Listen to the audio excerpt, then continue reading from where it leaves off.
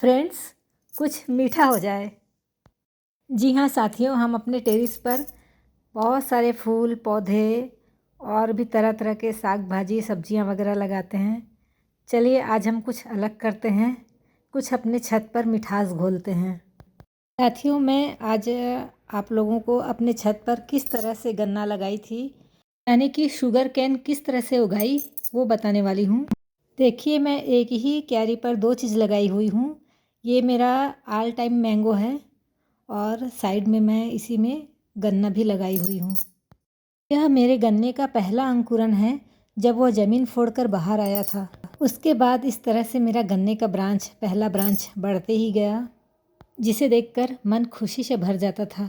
और कहते हैं ना, खुशी से बढ़कर कोई खुराक नहीं। साथियों, इसे खड़ा नहीं आड़े में लगाया जाता है, इसलिए इसके यहाँ पर मैं लगा कर दिखा रही हूँ। हालांकि मैं लगा नहीं रही हूँ, बस आप लोग को दिखाने के लिए यहाँ पर मैं इस तरह से इसके लिए जगह तैयार कर रही हूँ।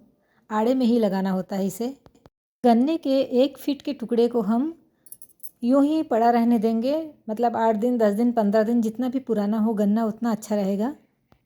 मैं तो गन्ने के टुकड़े को छत पर ही रख दी थी सूखता हुआ। आप चाहें तो उसे छाँव में घर में भी रख सकते हैं 8-10 दिन के लिए कटने के बाद। गन्ना इस तरह से हो जाना चाहिए कि वो थोड़ा सा हल्का सा सूखता हुआ नज़र आए, पर ध्यान रहे गन्ना पूरी तरह से लकड़ी जैसा ना सूख जाए। ये मेरा पिछले साल का ही गन्ना है। एक साथ मेरे पास ऐसे 2 गन्ने बचे हुए थे, जिसमें से मैं एक को लगाई थी।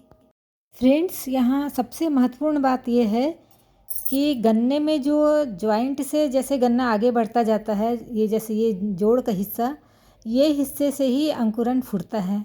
मतलब हमको अपने गन्ने में के टुकड़े में ये जॉइंट वाला बीच का पोर्शन ज़रूर रहना चाहिए।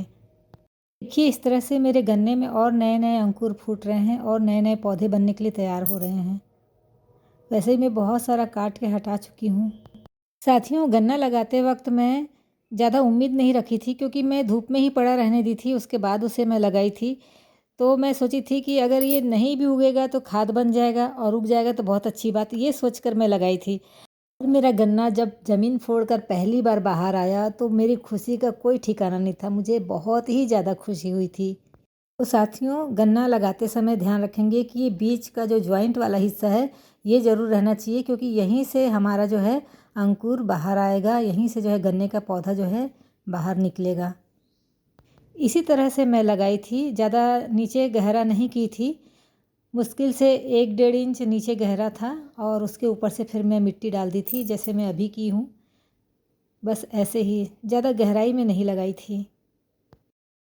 साथियों, इसे मैं अभी हटा दूँगी, सिर्फ आप लोग को दिखाने के लिए लगा कर दिखा रही हूँ, क्योंकि ये पूरी तरह से लकड़ी बन गया है, पिछले साल का है ये।